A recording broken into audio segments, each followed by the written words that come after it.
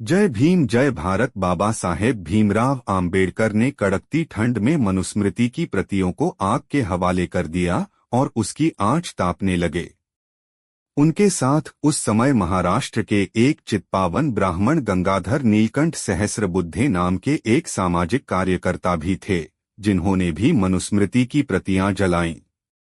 आम्बेडकर का यह मानना था कि मनुस्मृति ही वह ग्रंथ है जिसने भारत में जाति प्रथा की शुरुआत की। महाड़ सत्याग्रह के दौरान गंगाधर ने बाबा साहेब आम्बेडकर की मदद भी की थी।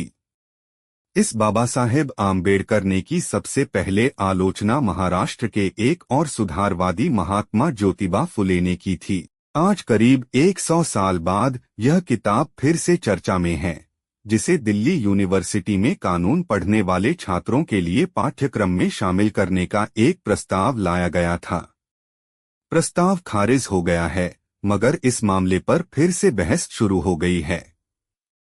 आइए समझते हैं कि क्या है यह किताब। इसमें ऐसा क्या है जिस पर होता रहता है विवाद।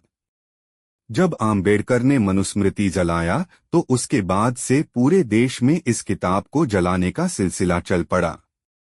इससे अखबारों में देश और समाज पर मनुस्मृति के प्रभाव जैसे मुद्दों पर चर्चा शुरू हो गई। गांधी जी ने अलीगढ़ विश्वविद्यालय के संस्कृत के प्रोफेसर हबीबुर रहमान को इस बारे में एक पत्र लिखा, जिसमें कहा गया है कि हिंदू धर्म की खासियत यह है कि उसमें विचारों की स्वतंत्रता है। वेद पाठ सुनने वाले शूद्र के कान में गरम सीसा डालने की बात अगर ऐतिहासिक मानी जाए तो मैं उस धर्म को मानने के लिए हरगिज तैयार नहीं हूं, और ऐसे असंख्य हिंदू हैं जो उसे धर्म वचन नहीं मानते हैं। हिंदू धर्म के लिए एक कसौटी रखी गई है जिसे एक बालक भी समझ सकता है। जो सत्य और अहिंसा के विपरीत है वह भी धर्म नहीं हो सकता। माना जाता है कि यह किताब मूल रूप में संस्कृत में 3री सदी में लिखी गई। ब्रिटिश औपनिवेशिक सरकार ने प्रशासनिक कामकाज में हिंदू कानून बनाने के लिए इस किताब का इस्तेमाल किया था। इसमें 12 अध्याय हैं, जिनमें 2684 श्लोक हैं। कुछ संस्करणों में श्लोकों की संख्या 2964 है। माना जाता है कि यह मशहूर सप्त ऋषियों में से एक भृगु ने लिखा था, जिनका एक नाम मनु भी था।